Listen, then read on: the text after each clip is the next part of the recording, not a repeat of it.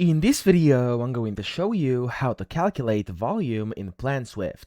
Now, the first thing you have to do, you want to go to the Home tab up top, and then here where it says Area, you want to click on this arrow down, and then select Volume in cubic meters. Now, from here, you can select what you're measuring. You can just go ahead and type in whatever. I'm going to type in Area. You can select your depth in millimeters over here, for which I'm going to do 150, and then your price per cubic meter. For example, I'm just going to do it like this, 3,000, and then, of course, here you can do markups in percentages, stuff like that. You can select your fill type, your color. I'm just going to leave this as it is, but I'm going to change this into red. So here, of course, you can do whatever you want. In here, you can type in your real data and just have some random made up data in here. And then you want to click on OK here. And this is where you want to get started. Now, to actually start measuring this, go ahead and do your first click here. Of course, you can be more precise than me. I'm just going to demonstrate, so I'm not going to bother too much.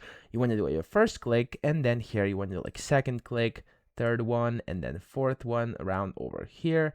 There we go. And then of course you can go and do this for your entire drawing that you would like to actually measure. So I'm just quickly going to go over here like this. There we go. And let's just do it like this. And whenever you're done, you can just double click, and there we go. As you can see, if I now hover over this, I just leave my mouse over this area. So do the escape button on your keyboard to actually stop these recordings. And then when you hover over this, it's going to basically show you volume in cubic meters over here right on your screen. Okay, so that's actually how to do it. I hope this video helped you out. If it did, please subscribe to the channel and help me out as well.